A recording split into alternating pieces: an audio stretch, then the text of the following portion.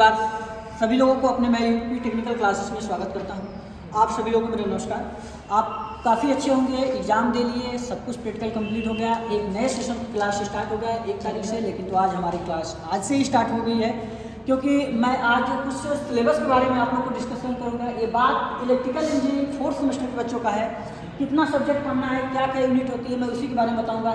तो मैं जैसे आपको यूनिट के बारे में पूरी तरह से डिटेल जानकारी दिया हूँ, इधर भी आपको पूरी तरह से मैंने एक एक स्टेप बाय स्टेप आपको बताता रहा हूँ। तो आइए चलिए हम लोग स्टार्ट करते हैं आप लोगों के बीच एक नई उम्मीद के साथ। तो एक स्टार्ट करने से पहले एक साथ के साथ एक कैसा ख्वाब है जो आंखों का हिस्सा नहीं होता।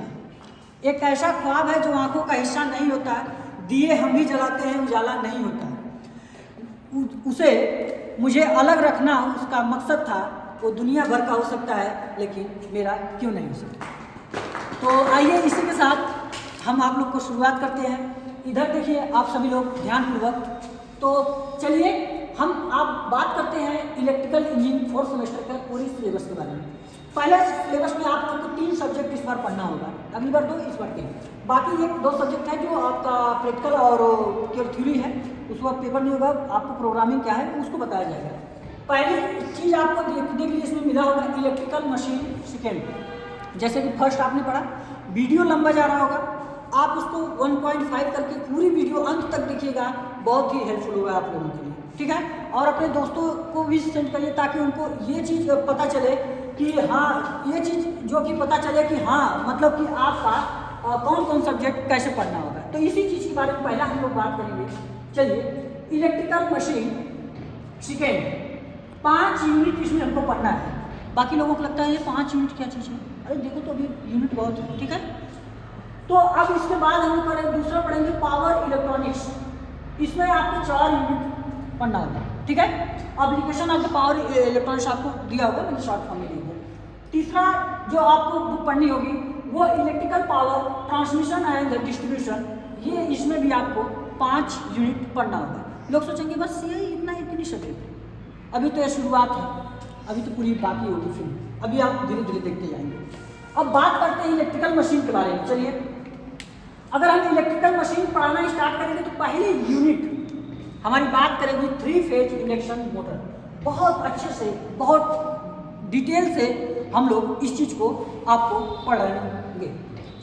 पहले क्या क्या इसमें हमको पढ़ना होगा, क्या क्या हमको पढ़ना होगा, इसके बारे में हम जानते हैं। पहला इंट्रोडक्शन। 3 फेज इंडक्शन मोटर को रोटेटिंग ट्रांसफार्मर क्यों कहा जाता है, इसको फ्रीक्वेंसी चेंजर क्या बोला जा सकता है, इसकी एक एक चीज़, इसका सबसे ज़्यादा प्रयोग क्यों किया जाता है, एक एक चीज़ हम लोग इसके बारे में डिटेल तरीके से पढ़ने का पूरी तरह से देंगे। मैं मानता हूँ कि अगर आप पूरी क्लास ईमानदारी से मेरा पूरा सब्जेक्ट जितना मैं पढ़ा रहा हूँ पढ़ लो, किसी भी जेईई के एग्जाम में जाओगे आपको 80 से 90% श्योर हो कि क्वेश्चन यहीं से आएगा, इससे बाहर नहीं है। ये मेरा गारंटी लेता हूँ इस चीज़ का। अब तीसरा इसकी कंस्ट्रक्शन के बारे में पढ़ेंगे। चौथा हम लोग वर्किंग, किस प्रिंसिपल पे कार्य करता है, जैसे ट्रांसफार्मर किस प्रिंसिपल पर कार्य करता था उसी प्रकार से हम लोग देखेंगे 3 फेज इंडक्शन मोटर किस प्रिंसिपल पर कार्य करता है। फिर टाइप्स ऑफ रोटर, इसमें 2 टाइप्स के आपको रोटर पढ़ना पड़ेगा। उस रोटर के बारे में बताएंगे, स्क्वायरल टाइप और एक आपका स्लिप रिंग टाइप, उसी को वाउंड रोटर के नाम से भी जाना जाता है। फिर उसके बाद टॉर्क के बारे में पढ़ेंगे हम लोग। अगर मान लो कोई मशीन है तो उसको घुमाने में समय लगता होगा ना, तो वो कैसे घूमेगा, वो एक टार्क उसमें हम लोग देने का प्रयास करेंगे। ये अभी हमारी फर्स्ट यूनिट में ही चल रहा है। दूसरा हम लोग स्लिप के बारे में पढ़ेंगे, रोटर फ्रीक्वेंसी के बारे में, इसी में लिख लो रोटर फ्रीक्वेंसी के बारे में, slip rotor frequency, torque slip characteristics, इसी में हम लोग पढ़ेंगे लो स्लिप, मीडियम स्लिप और एक हम लोग पढ़ेंगे हाई स्लिप। ये स्लिप के बारे में पढ़ेंगे। अब सबसे पहले हम लोग जानेंगे स्लिप क्या होती है। इसी में जब स्लिप पढ़ेंगे तो इसी में हम लोग एक बात करेंगे सिंक्रोनस स्पीड के बारे में बात करेंगे।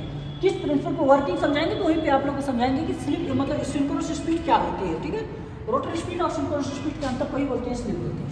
अब इसके बाद हम लोग पढ़ेंगे लॉसेस, ठीक है। रोटर कॉपर लॉसेस में कैसे होगा, आयरन लॉस क्या होगा, वो चीज़ लॉसेस जैसे डीसी में पढ़ते थे उसी प्रकार से इसमें भी कुछ ना कुछ लॉसेस आपको। अब ये पावर फ्लो डायग्राम, इसी में जो कि mechanical power, copper loss power और आपका स्टेटर पावर लॉस, मतलब रिलेशन इसमें पढ़ाएंगे।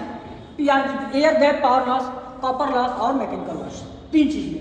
इसी में आपको PRG, PMD और PRC, ये तीनों आपको मैं इसी में आपको पढ़ाऊंगा क्या इसका रिलेशन होता है, फ्लो डायग्राम बनाकर करें। दूसरी चीज़ की आपको controlling of 3 phase induction motor. कोई ये ना सोचेगा कि एक वीडियो पहले का अपलोड किया जाए। आज प्रेजेंट टाइम पे आप देख सकते हैं 29 तारीख 12 कर रहा है, आप अपना घड़ी अच्छा मोबाइल कुछ भी देख सकते हैं। तो ये चीज़ आज ही बन रहा है। उसके बाद हम लोग कॉगिंग और क्रॉलिंग के बारे में पढ़ेंगे। इसी में हार्मोनिक्स के बारे में आते हैं कि हार्मोनिक्स के पढ़ेंगे, तो कॉगिंग और क्रॉलिंग के बारे में फिर इसका एप्लीकेशन हम लोग देखेंगे। बाकी अभी 2-4 पॉइंट अगर किसी को दिमाग में है तो कमेंट बॉक्स में कमेंट करेगा, सर ये टॉपिक छूट गया है, तो उसकी मैं देखकर सिलेबस जो भी होगा उसको कवर करने का प्रयास किया। आई होप कि आपको पहली यूनिट बहुत ही अच्छे तरीके से ये चीज़ समझ में आया होगा। अब बात करते हैं दूसरी यूनिट में। हमने पढ़ा 3 फेज इंडक्शन मोटर के बारे में। अब यहीं पे हम लोग बात करेंगे सिंगल फेज इंडक्शन मोटर का। अभी तो 3 फेज के बारे में पढ़ रहे थे ना, 3 फेज RYB फेज के द्वारा सप्लाई। अगर हम सिंगल फेज सप्लाई दे रहे हैं, जैसे आपके घरों में फैन है इत्यादि जैसे चलते हैं, वो सिंगल फेज सप्लाई से चलते हैं, तो उनके बारे में हम लोग पढ़ेंगे। तो उसका एक थ्योरी आई है, डबल फील्ड रिवॉल्विंग थ्योरी। इसी के बारे में पहला पढ़ेंगे। बहुत इंपॉर्टेंट थ्योरी होती है। मे भी उसमें आपको कंपटीशन में बहुत ही कम, लेकिन तो इसमें आपका जो थ्योरी लिखने वाला रिटन वाला होता है उसमें काफ़ी अच्छा रहता है। फिर इसी में कंस्ट्रक्शन पढ़ेंगे। कंस्ट्रक्शन सेम होगा जैसे ये होगा, बट पढ़ना तो पड़ेगा।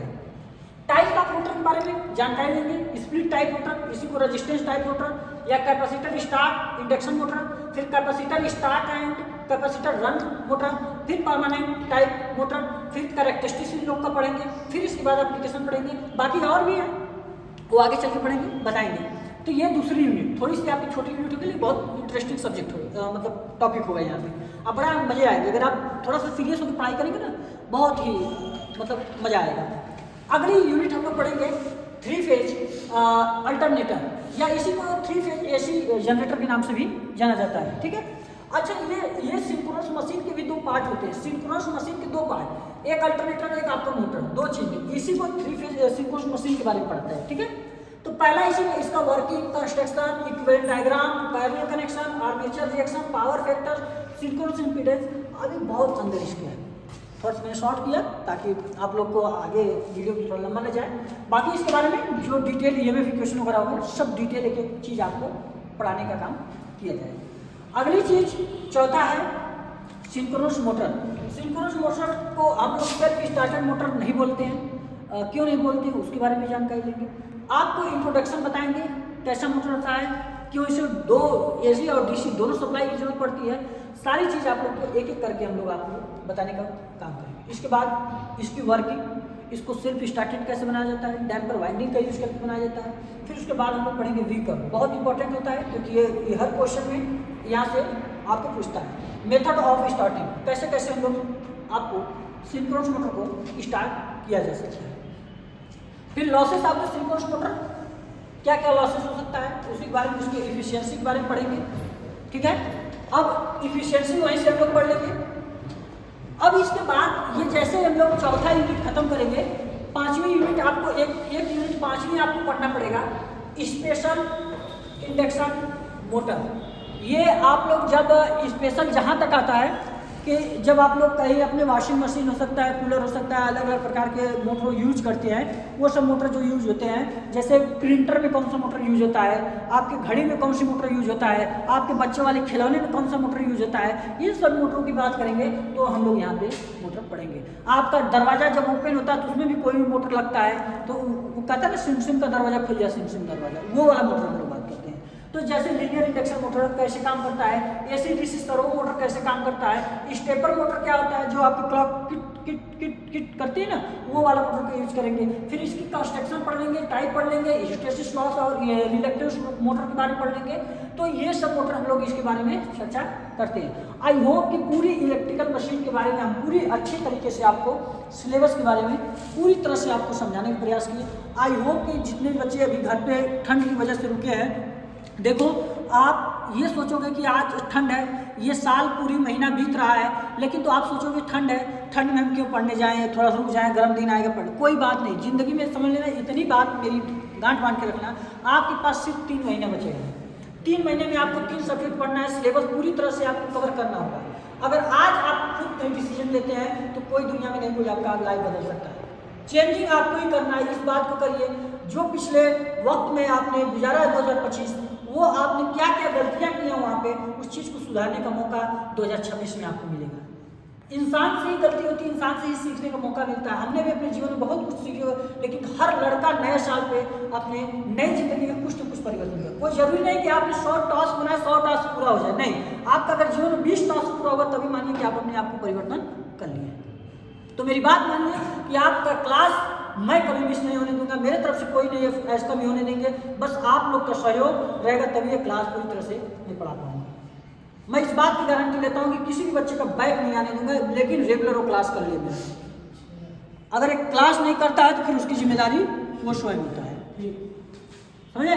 तो इसलिए 2025 में कोई भी किसी प्रकार की आप गलती किए, चाहे अच्छाई किए, क्या किए, कुछ तो सीखे लाइफ में, उसको भूलिए। अपनी नई जिंदगी, अपनी नया डिसीजन लीजिए। किसी भी यार दोस्त यहाँ वहाँ दुनियादारी घूमने पढ़ने का कोई बिल नहीं।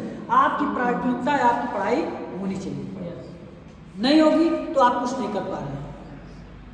यह चीज़ आप हमेशा दिमाग में याद रखिए। तो कल से हम लोग प्रॉपर नए ढंग से अपने हर एक सब्जेक्ट का हम लोग सिलेबस आपको डिस्कशन करेंगे, क्योंकि प्रॉपर मेरे पास पूरी तरह से सिलेबस है। अब मैं आप लोग को ग्रुप में भी सेंड कर देंगे। बाकी जो बच्चे क्लास नहीं करने आ रहे हैं उन लोग को बोल दीजिए जो क्लास करेंगे, नहीं तो फिर आपका 3 महीने बाद फिर पुनः आपका एग्जाम होगा, फिर आप वही कहेंगे सर जल्दी जल्दी करिए, जल्दी जल्दी करिए, ये चीज़ समझा। तो हम इसी चीज़ के साथ अपनी वीडियो को समाप्त करते हैं। किसी को कोई भी क्यूरी होगी, कोई भी जानकारी लेनी होगी तो आप हमारे कमेंट में जो कमेंट करिएगा, हम आप लोग को बताएंगे। अगर वीडियो लगता हो कि हाँ ठीक ठाक है, मेहनत किया गया है, कुछ अच्छा बनाया गया है, कंटेंट है जो जानने के काबिल होना चाहिए, तो वो आप जरूर अपने दोस्तों के साथ एक बार जरूर शेयर करिएगा, ठीक है। इसी के साथ मैं अपनी वीडियो को समाप्त करता हूँ। और नए साल पे आने वाले समय पे आप लोगों को ढेर शुभकामनाएं हम देंगे, और एक नई साल पे नई एक जर्नी स्टार्ट करिएगा। बाकी दुनिया क्या थी, क्या कैसी थी, मेरे साथ क्या हुआ, कौन सा किया, कोई मतलब नहीं रख रहा। सिर्फ सब कुछ खो के 3 महीना अपने ऊपर समय दीजिए, आप अपने आप को बदल दीजिए। खुद को समय दीजिए, दुनिया आपको समय देगी। दुनिया को समय देंगे तो दुनिया आपको नहीं समय देगी। बस यही फंडा अपना लीजिए। इसलिए आपको अपना समय खुद के ऊपर देना है। बाकी हम ये नहीं करें सब कुछ खो दीजिए, लेकिन तो दोस्ती यारी सब कुछ निभाइए, लेकिन तो अपने एक समय के होना चाहिए। मेरा समय यही है। उस बीच में अगर आप कॉल करते हैं तो आप पाएंगे नहीं। हाँ, आप लोग को बता दें कि मेरे द्वारा अगर कोई कमेंट या फ़ोन से या कोई बात करना है तो आप लोग के पास सिर्फ समय जो है 10 से आपको 3 बजे, ये मॉर्निंग की बात कर रहा हूँ, सुबह, इन्हें कोई रात में पूछ ले, तो ये आपका टाइम है। इसमें आपका मेरा फ़ोन ऑन रहेगा, उसमें आप बातचीत जो भी कुछ करना होगा तो इसी समय आप कॉल कर सकते हैं, मैसेज कर सकते हैं। बाकी समय मेरा फ़ोन ऑफ रहता है, रहेगा। आगे मेरा ये बहुत बड़ा निर्णय है, तो शायद जिससे मैं अपने को समय दे सकूँ। चलिए, इसी के साथ मैं वीडियो को समाप्त करता हूँ। और मेरे प्यारे दोस्त अपने दोस्तों के साथ पूरे शेयर करिए ताकि सब बच्चे इसका फ़ायदा उठा सके और सभी लोग के पास से मिल सके। तो चलिए, इसी के साथ मैं अपनी वीडियो को समाप्त करता हूँ। मेरे प्यारे दोस्त अपना ध्यान रखिए। ठंड काफ़ी है लेकिन फिर भी पढ़ाई करना जरूरी है। चलिए।